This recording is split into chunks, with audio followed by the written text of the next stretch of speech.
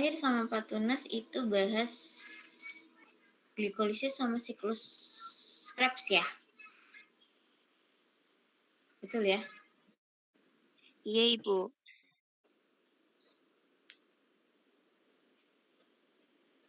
Oke.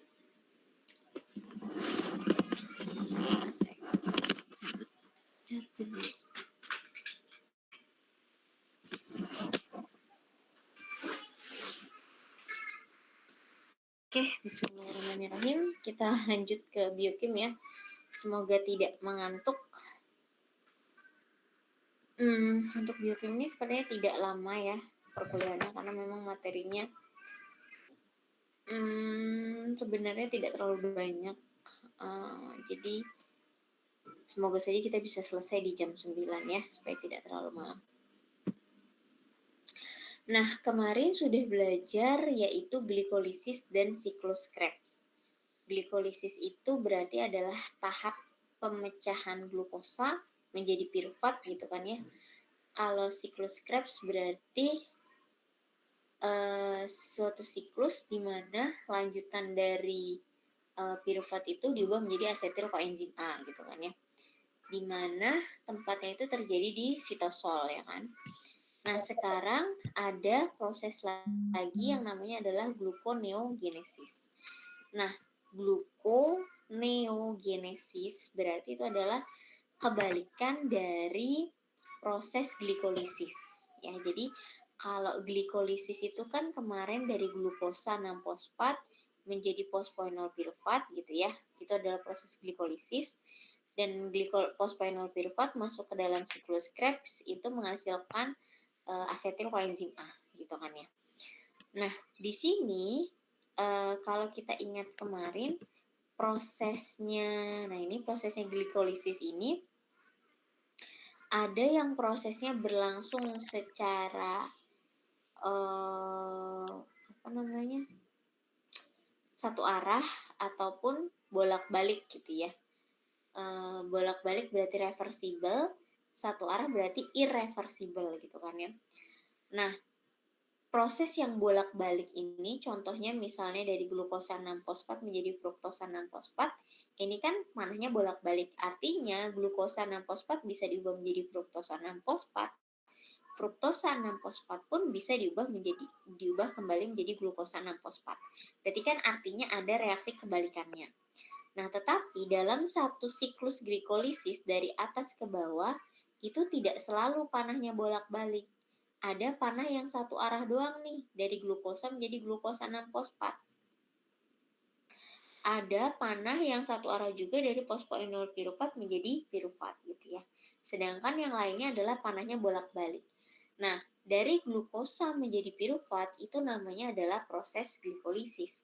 Tetapi proses kebalikannya dari piruvat menjadi glukosa itu namanya adalah gluconeogenesis gitu ya. Jadi secara sederhananya kalau kemarin sudah belajar glikolisis ini yang warnanya pink tahapannya itu kalian tinggal ngebalik doang gitu ya. Tinggal ngebalik reaksinya itu jadilah gluconeogenesis. Tetapi tinggal ngebalik doangnya itu tidak sesederhana itu. Harus diperhatikan reaksi-reaksi yang irreversible atau yang panahnya cuma satu arah.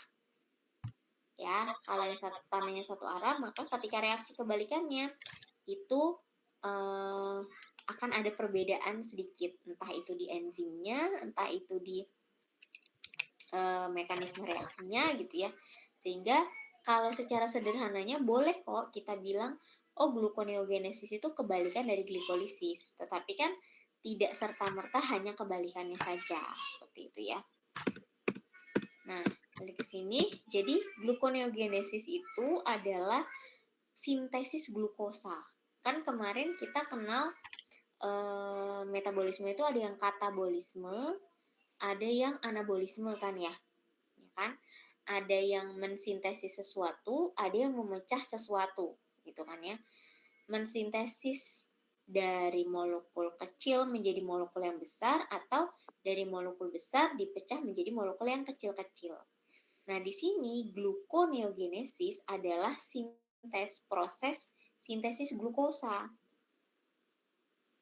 Sintesis glukosa dari apa? Dari laktat ya, pirufat, dari gliserol, dari asam amino gitu ya. Jadi glukosa itu bisa didapat dari proses gluconeogenesis. Glukosa fungsinya buat apa? Buat menghasilkan nanti kalau di glikolisis diubah menjadi ATP. Ya kan, menghasilkan sekian ATP yang nantinya ATP itu jadi sumber energi kita gitu kan ya.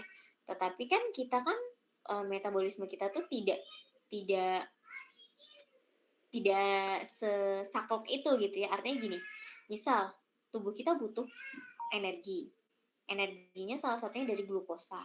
Tapi kan bukan berarti kita terus-terusan makan glukosa atau makan nasi atau makan yang manis-manis atau makan sesuatu yang mengandung banyak gula gitu kan. Kan nggak seperti itu. Kita bisa dapat glukosa dari jalur lain gitu ya, dari metabolisme jalur lain. Dengan cara apa?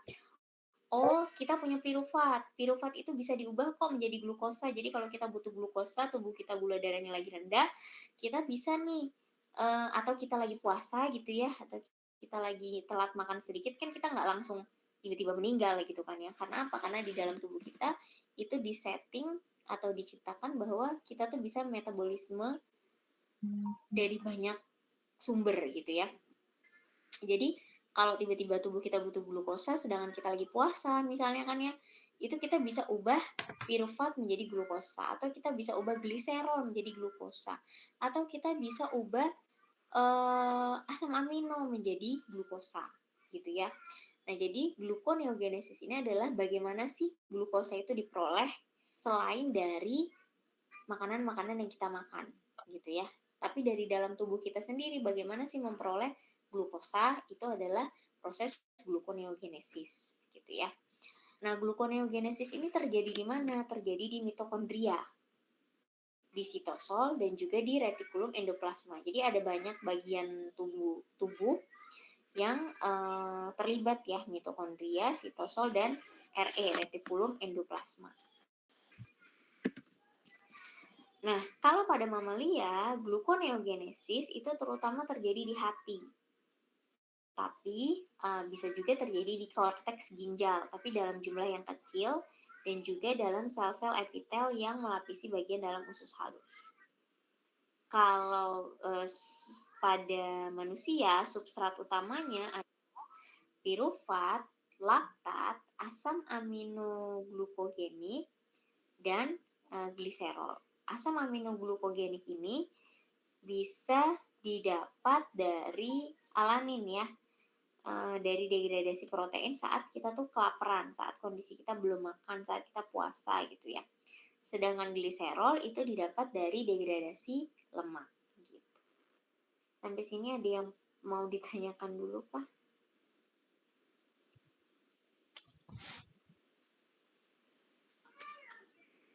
Nah, yang pertama kita bahas dulu dari, kan tadi kalau ngomongin di manusia, proses gluconeogenesis substratnya atau prekursor utamanya itu ada pirufat, laktat, asam amino, sama gliserol. Nah, pirufat itu kan berarti ada di sini nih. Pirufat itu didapat dari laktat dulu, laktat diubah menjadi pirufat, nanti pirufatnya masuk ke dalam siklus Krebs, baru nanti diubah menjadi fosfoenol pirufat dan kemudian nanti diubah menjadi glukosa 6-fosfat gitu ya. Nah, di sini pirufat itu adanya di mana sih gitu ya? Kalau misalnya kita sintesis glukosa 6-fosfat dari pirufat itu terjadinya di mana gitu ya. Jadi ketika kita mau mengubah pirufat menjadi glukosa 6-fosfat itu terjadinya di mitokondria dan juga sitosol. Ya, jadi pirufat ini adanya di sitosol. Nah, tetapi ketika si pirufat itu mau diubah menjadi mau masuk ke dalam siklus Krebs, ini kan panahnya terlihat jelas ya, laktat, pirufat masuk ke dalam siklus Krebs, baru bisa menjadi glukosa 6-fosfat gitu kan ya. Nah, ketika pirufat ini mau masuk ke siklus Krebs berarti kan oksaloasetat gitu ya. maka pirufat yang ada di sitosol itu harus masuk dulu ke mitokondria. Ya, masuk ke mitokondria. Dari setelah masuk ke mitokondria, pirufat akan diubah menjadi oksaloasetat dengan bantuan enzim pirufat karboksilase, dan setelah menjadi oksaloasetat diubah menjadi malat. Nah, setelah menjadi malat, baru malatnya ini keluar lagi ke sitosol. Kenapa sih Bu kok harus lewat mitokondria? Kenapa nggak terjadinya di sitosol aja gitu? Toh yang keluar dari sini adalah malat, bukan oksaloasetat yang nantinya masuk ke siklus Krebs gitu ya. Nah, mengapa demikian? Karena si oksaloasetat ini dia tuh nggak punya pembawa gitu ya, nggak punya kendaraan untuk bisa keluar dari mitokondria gitu ya. Sedangkan si oksaloasetat itu hanya bisa dibuat di mitokondria. Jadi ketika si oksaloasetat di mitokondria ini sudah berubah atau sudah diproduksi, dia akan diubah dulu menjadi malat. Nah, malat ini bisa nih keluar masuk mitokondria. Ya, bisa keluar masuk mitokondria, baru nanti dari malat diubah lagi menjadi oksaloasetat. Oksaloasetat baru nanti masuk ke siklus Krebs gitu ya. Jadi fosfoenol pirufat gitu ya. Jadi yang di sini masuk ke siklus Krebs berubah menjadi fosfoenol pirufat, nanti masuk ke glukosa 6-fosfat. Jadi terjadinya di sitosol dan mitokondria seperti itu. Nah, di sini apa namanya yang harus diingat, proses biosintesis itu kan lintasan yang ada di biosintesis itu kan tidak selalu identik ya dengan degradasinya. Walaupun tadi saya bilang, oh glikolisis itu kebalikan dari gluconeogenesis, tapi kebalikan itu bukan berarti identik. Akan ada pembeda antara glikolisis dengan gluconeogenesis.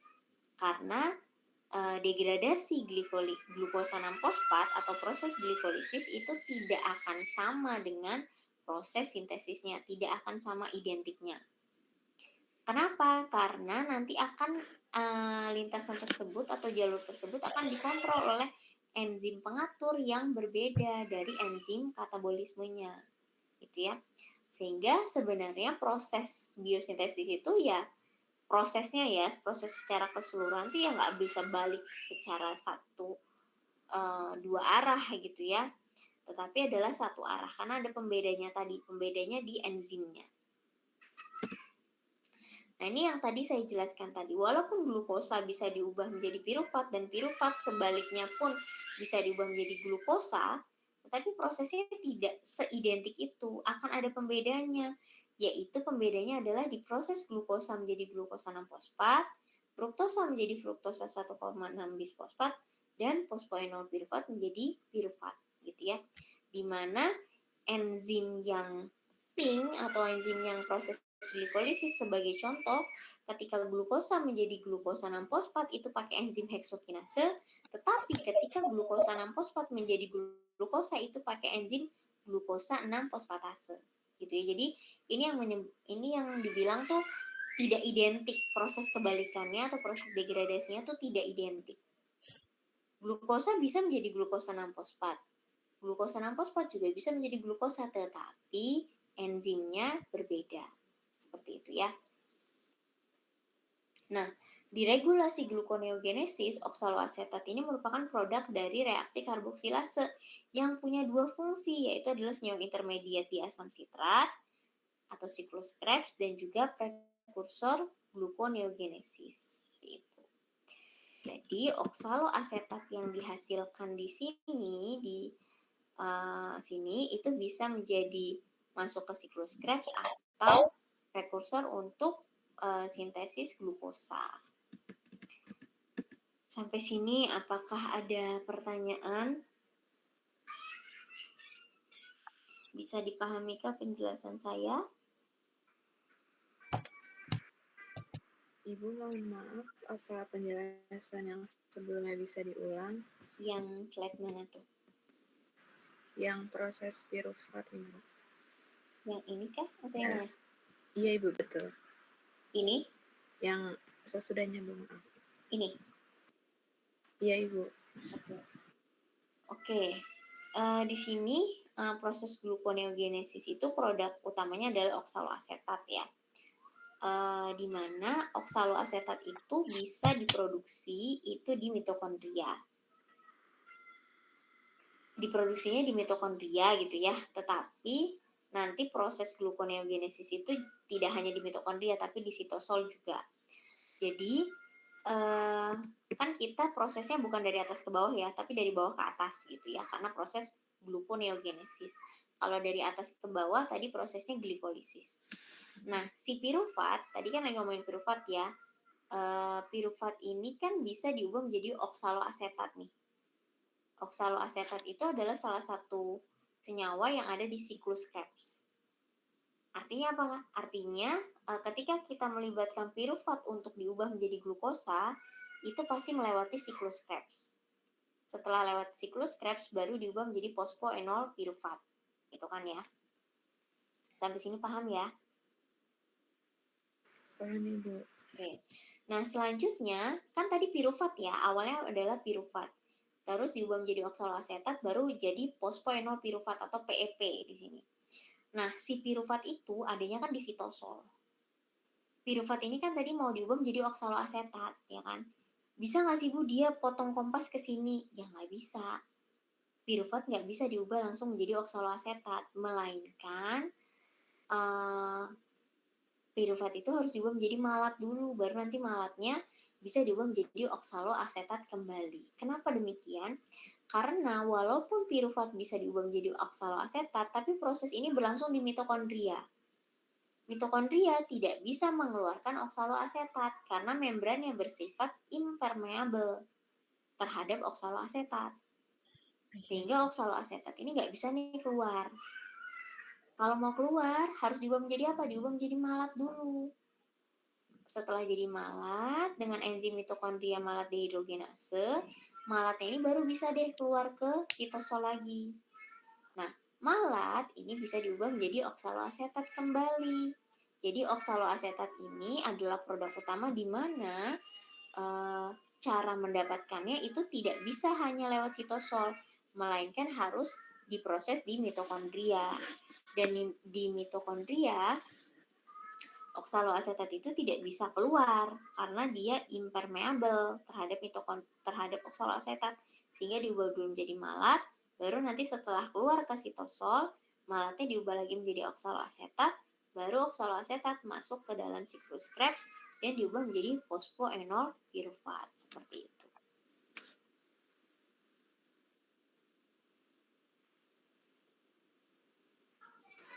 Baik Ibu, sudah bisa dimengerti. Terima kasih Bu. Oke, sama-sama. Yang lain ada pertanyaan lagi? Boleh, silahkan kalau ada. Ibu izin bertanya. Mm-mm. Berarti malat yang udah keluar dari mitokondria itu diubah jadi oksaloasetat itu di sitosol ya, Bu? Iya. Oke, Ibu, terima kasih. Sama-sama.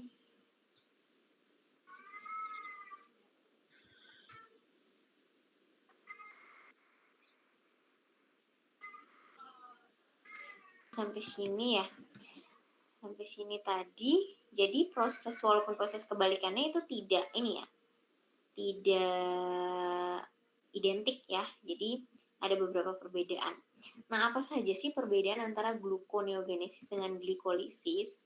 Nah, kalau kita lihat di sini, yang membedakan adalah yang di kotak warna hijau. Artinya, warna hijau ini kan enzim ya. Enzimnya yang membedakan. Di mana ketika glukosa diubah menjadi glukosa 6-fosfat pada proses glikolisis, itu melibatkan enzim heksokinase. Tetapi ketika glukosa 6-fosfat mau diubah menjadi glukosa kembali, itu melibatkan enzim glukosa 6-fosfatase. Selanjutnya, setelah glukosa diubah menjadi glukosa 6-fosfat, kan nanti diubah menjadi fruktosa 6-fosfat kan.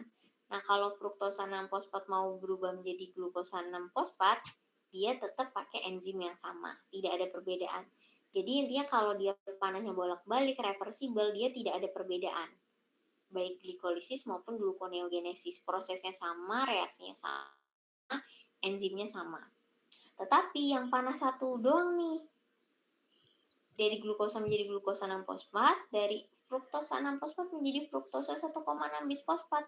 Itu kalau di glikolisis melibatkan enzim fosfofruktokinase 1 atau PFK1. Sedangkan proses kebalikannya melibatkan enzim fruktosa 1,6 bisfosfatase 1 gitu ya. Lalu proses ke bawahnya sampai sini itu sama karena panahnya bolak-balik, enzimnya sama, reaksinya tinggal dibalik aja. Nah, tetapi berbeda lagi ketika setelah jadi fosfoenol pirufat, itu kan kalau diubah menjadi pirufat melibatkan enzim pirufat kinase. Tetapi kalau dari pirufat mau jadi fosfoenol pirufat yang tadi, yang di sini tadi nggak bisa langsung gitu ya.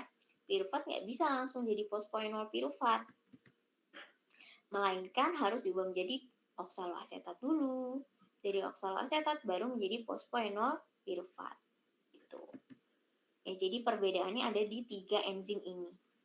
Heksokinase, fosfofruktokinase 1, dan pirufat kinase. Itu yang membedakan dari 10 reaksi glikolisis, 3 yang beda. Karena 3 ini reaksinya irreversibel, artinya reaksi baliknya itu tidak berjalan secara identik. Seperti itu.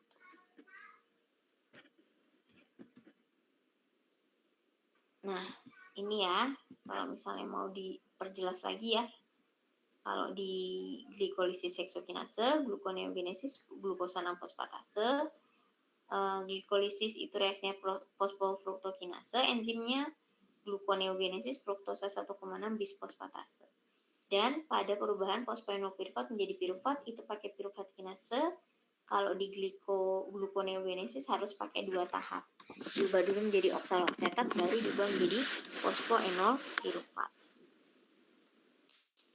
Nah, ini perbedaannya atau enzim kunci pada glikolisis dan gluconeogenesis.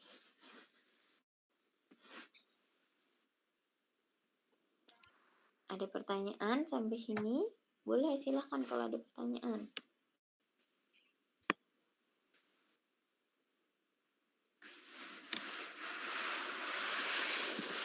Aku masih belum paham di glukosa, jadi glukosa 6-fosfatnya itu gimana sih tadi?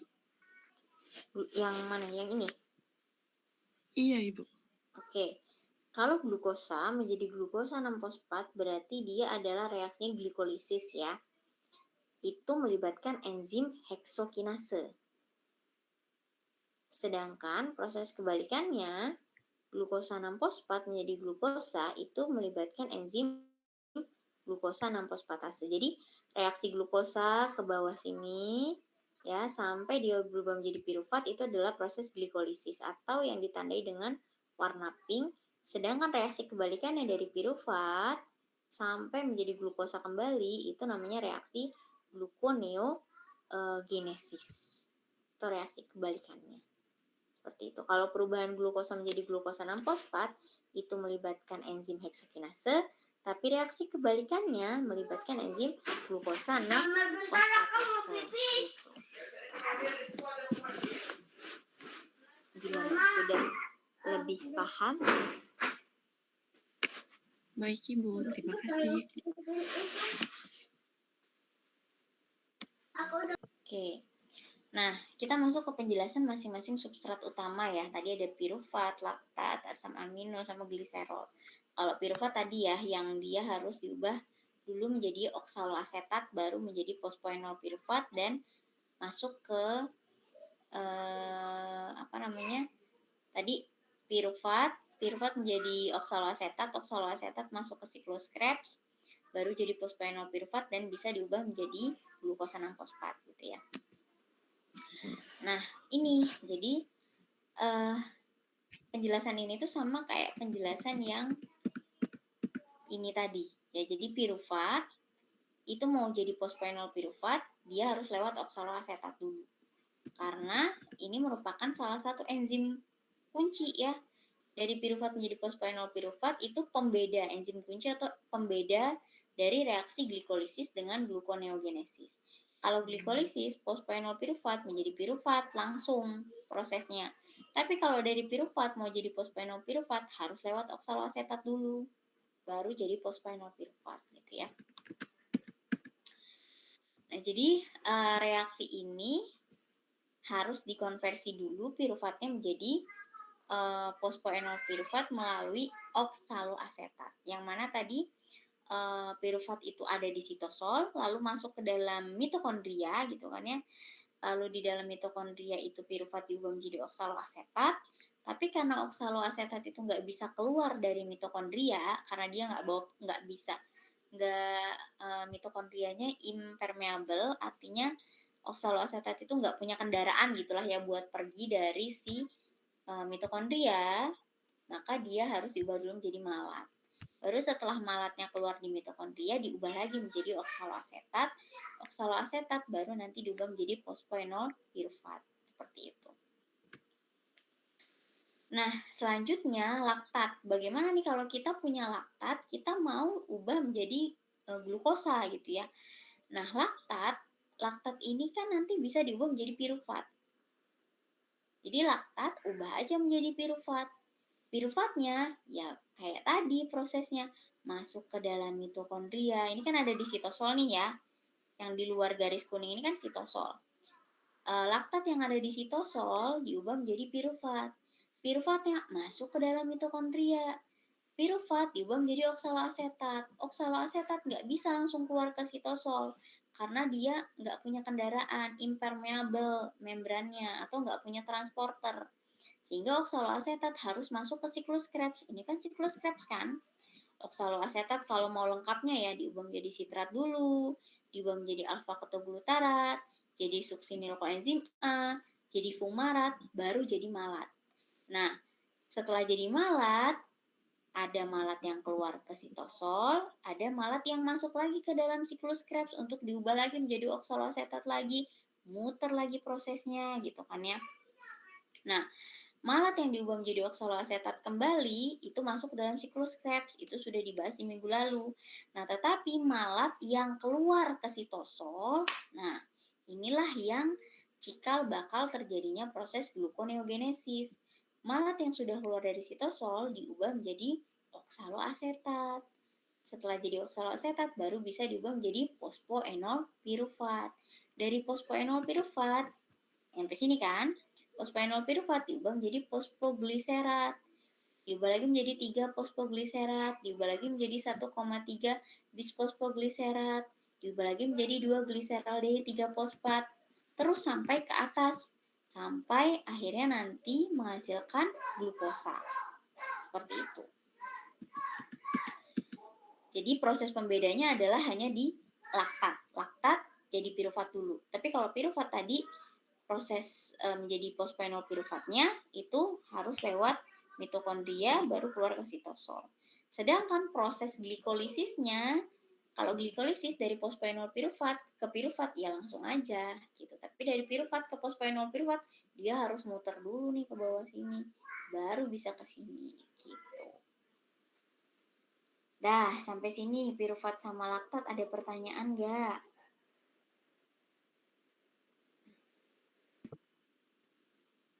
Nah, selanjutnya kalau misalnya kita punya asam amino glukogenik, kita mau mencukupi kebutuhan glukosa misalnya. Kita punyanya asam amino glukogenik. Asam amino glukogenik itu contohnya misalnya ini ya, alanin, sistein, glisin, serin, dan lain-lain sebagainya. Nah, berarti ini kan sama aja kayak proses yang tadi gitu ya. Misalnya kita punya suksinil koenzim A sebagai asam amino glukogenik, berarti kita masuknya lewat jalur siklus Krebs. Dari suksinil koenzim A diubah menjadi fumarat, fumarat jadi malat, malat keluar ke sitosol, diubah menjadi oksaloasetat, baru menjadi fosfoenol pirufat gitu kan ya. Atau kalau misalnya asam amino glukogeniknya oksaloasetat, ya balik lagi ke yang proses tadi gitu ya, cuman beda jalannya doang. Ibaratnya gini, kalian mau ke stikes prima gitu ya, ada yang berangkat dari Bekasi, ada yang berangkat dari Jatinegara, ada yang berangkat dari apalagi apa ya stasiun-stasiunnya tuh, misalnya Manggarai gitu kan ya. Nah, tapi kan ya tujuannya sama-sama mau diubah menjadi pos 0 Pirufat, dan kadang ada yang jalurnya itu satu arah, maksudnya oh dia lewat jalur kereta yang sama gitu ya, walaupun ada yang naiknya dari Klender misalnya, dari Buaran, tapi kan sama jalurnya jalur lain Bekasi gitu. Jadi tergantung dia berangkatnya dari mana. Kalau dari suksinil koenzim A, dari oksaloasetat, ya tinggal ikutin siklus Krebsnya, nanti tinggal berubah menjadi malat, malatnya keluar. Gitu. Terus yang terakhir, gliserol. Nah, gliserol nih berbeda dengan yang ketiganya. Kenapa? Kita lihat di sini ya. Yang lebih jelasnya di sini. Tadi kalau laktat, pirufat, asam amino glukogenik itu dia masuk ke siklus Krebs. Ya, semuanya masuk ke siklus Krebs. Tapi lihat, kalau gliserol, apakah dia melewati siklus Krebs? Jalur gliserol? Tidak, Ibu. Tidak, ya. Jadi jalur gliserol ini berbeda dengan pirufat, laktat, ataupun asam amino. Kalau pirufat, laktat, asam amino, dia berangkatnya sama-sama lewat jalurnya Bekasi ya. Misalnya kamu naik dari Klender, kamu naik dari Jatinegara, kamu naik dari Buaran misalnya. Ya sama-sama satu jalur kan, tergantung gitu kan. Oh satunya ke Manggarai dulu misalnya gitu. Nah tapi kalau gliserol enggak, dia lewat tol misalnya. Yang ini naik kereta, yang ini lewat tol, beda dia. Gliserol ya langsung masuk ke dalam proses yang di sini. Yang di sini tuh maksudnya bukan glukosa 6 fosfat ucuk-ucuk jadi fosfenopirufat ya. Tapi ini tuh gambaran sederhana dari proses yang ini. Jadi dari glukosa menjadi fosfenolpirufat ini, proses ininya tuh tetap ada. Gitu, yang di tengah-tengah ini tetap ada. Nah, karena tadi si gliserol itu tidak lewat jalur siklus Krebs, gliserol lewatnya dari mana gitu ya? Gliserol ini diubah menjadi gliserol 3 fosfat, diubah lagi menjadi dihidroksiaseton fosfat. Dihidroksiaseton fosfat tuh ada di proses glikolisis, ada di sini. Nah, setelah jadi dihidroksiaseton fosfat, ya tinggal diubah menjadi fruktosa 1,6 bisfosfat. Diubah lagi menjadi fruktosa 6 fosfat, diubah lagi menjadi glukosa 6 fosfat, sampai nanti akhirnya diubah menjadi glukosa. Seperti itu. Nah, kalau pada mamalia itu tidak dapat mengkonversi asam lemak menjadi glukosa ya. Jadi mamalia nggak bisa mengkonversi asam lemak jadi glukosa. Jadi proses mana tadi asam lemak?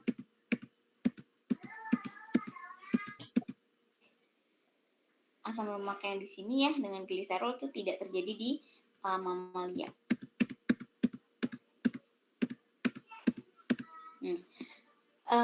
Katabolisme dari kebanyakan asam lemak itu kan nantinya akan menghasilkan asetil koenzim A ya, yang ada di siklus Krebs. Tapi mamalia tidak bisa menggunakan asetil koenzim A sebagai precursor glukosa, karena reaksi hidrogenasi pirufat sifatnya irreversibel.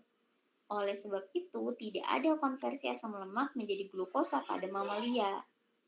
Tapi meskipun mamalia itu nggak bisa mengubah asam lemak jadi karbohidrat atau jadi glukosa, mereka bisa menggunakan sejumlah kecil gliserol dari pecahan lemaknya gitu ya. Jadi nggak bisa dari asam lemak, tapi bisa dari pecahan lemaknya, yaitu dari triasil gliserol dengan dikonversi menjadi dihidroksiaseton fosfat yang proses ini tadi ya.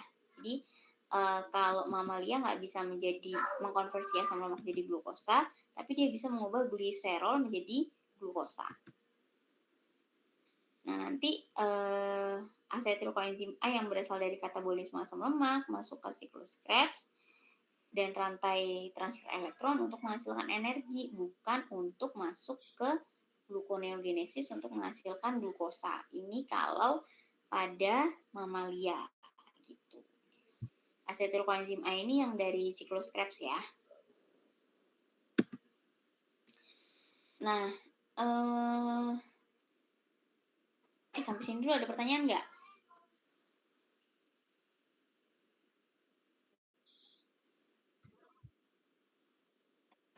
Nah, bagaimana mengatur enzim pada gluconeogenesis gitu ya? Jadi pada saat tubuh itu apa ya? Butuh pasokan karbohidratnya kecil gitu ya. Jadi gini, enzim kan ada enzim, ada hormon ya. Enzimnya berarti yang mengatur gluconeogenesis itu adalah piruvat karboksilase, fosfoenol piruvat karboksikinase, dan glukosa 6-fosfatase.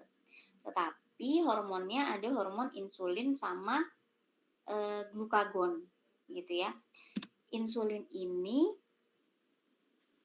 dibutuhkan ketika si glukosa di dalam tubuh kita sudah banyak.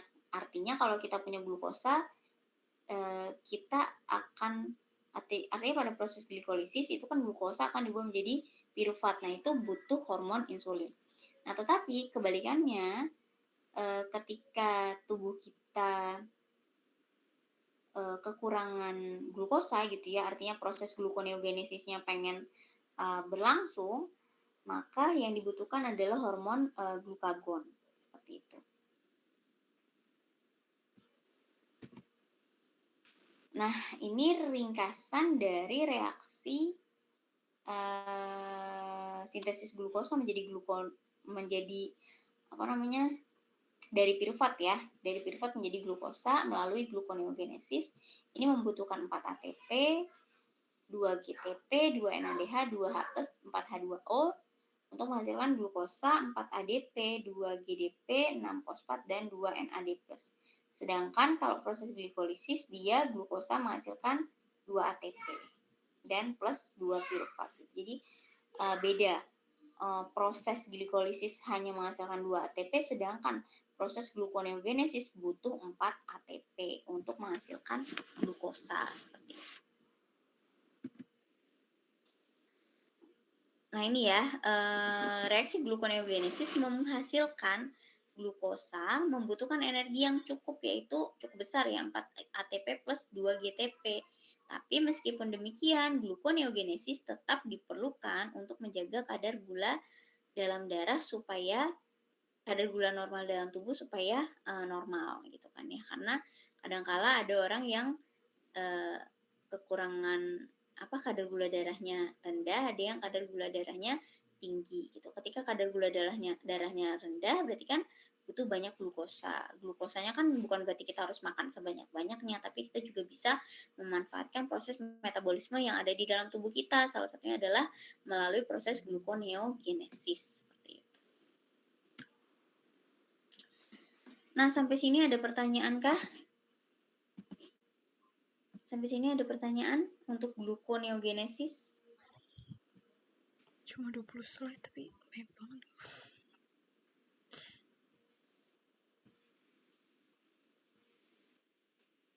Gluconeogenesis ada pertanyaan?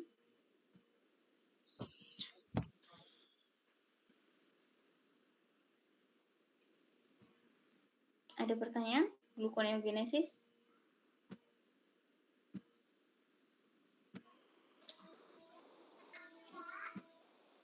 Ada pertanyaan nggak sampai sini? So. Aman. Sampai sini apakah ada pertanyaan? Langsung di hati dan juga otot. Sedangkan proses kebalikannya, pemecahan glikogen menjadi glukosa, itu namanya glikogenolisis.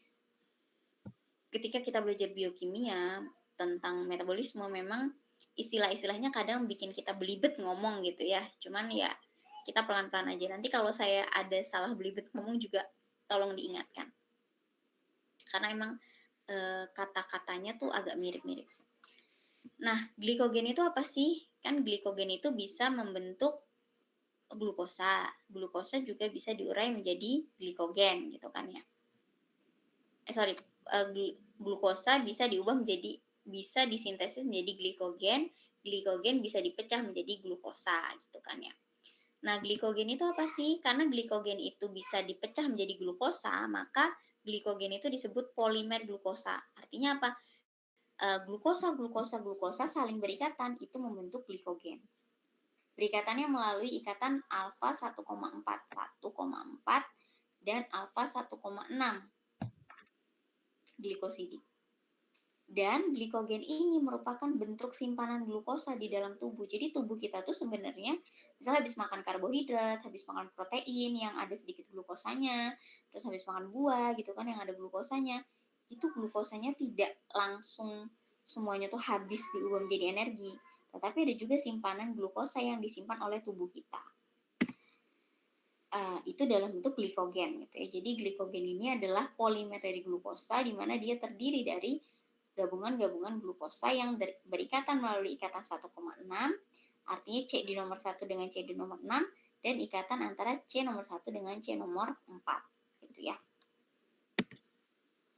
Nah, glikogen itu kan simpanan glukosa. Disimpannya di mana? Disimpannya di hati sama otot. Ya, hati sama otot itu adalah tempat terbanyak menyimpan glukosa. Nah, di hati itu kan beratnya 5 kilo. 1,8 kilo nih ya. Untuk ini asumsi untuk orang dengan berat badan 70 kilo ya. Dengan orang dengan berat badan 70 kilo asumsinya hatinya itu seberat 1,8 kilo. 5% dari hati ini isinya adalah glikogen. Terus kalau otot itu beratnya 35 kilo secara keseluruhan. Namanya juga otot rangka ya kan, berarti kan besar ya. 0,7%-nya itu adalah glikogen. Sisanya ada di glukosa ekstraseluler itu sekitar 0,1%. Jadi kalau kita lihat badan kita ini menyimpan banyak glikogen itu ada di otot. Yang kedua baru hati, yang ketiga baru ekstraseluler glukosa. Nah, untuk apa sih tubuh kita itu menyimpan glukosa? Ya untuk mengatur kadar gula, menyimpan glikogen gitu ya. Ya untuk mengatur kadar gula darah gitu ya. Selain proses gluconeogenesis juga bisa melibatkan glikogen untuk mengatur kadar gula dalam darah kita. Dengan cara apa? Degradasi glikogen menjadi glukosa ketika kadar gula darah dalam tubuh rendah. Jadi kalau pas kita gula darah tubuhnya rendah atau hipoglikemia, maka tubuh akan cepat-cepat nih memecah glikogen menjadi glukosa supaya tubuh kita punya banyak glukosa lagi. Nah, tetapi ketika tubuh kita kebanyakan gula nih, glukosa dalam darahnya kebanyakan, maka tubuh cepat-cepat nih, glukosa yang dihasilkan dari proses yang lain-lain metabolisme jangan diedarin dalam darah ya, tapi kita simpen gitu kan, kata tubuh gitu kan. Disimpan di mana? Oh, disimpan di otot, disimpan di hati dalam bentuk apa? Dalam bentuk glikogen. Sehingga nggak numpuk itu si glukosa dalam darahnya gitu. Jadi ketika kita glukosanya rendah, kita keluarin glikogennya biar dipecah menjadi glukosa, tetapi ketika glukosanya tinggi, kita simpan glukosanya menjadi glikogen gitu. Kenapa kok kita tuh penting banget menjaga keseimbangan gula darah? Karena sel otak kita berpikir, kita bekerja, kita bisa bergerak, itu kan dengan bantuan otak ya. Itu bergantung sama glukosa. Karena energinya otak tuh glukosa, gula. Ya, tapi bukan berarti harus makan gula banyak-banyak ya. Selain itu, tubuh kita juga bergantung pada pemecahan glukosa atau pemecahan glikogen saat kita tuh misalnya lari, saat kita gerak cepat, pokoknya aktivitas berat yang butuh cepat geraknya gitu ya, contohnya di lari gitu.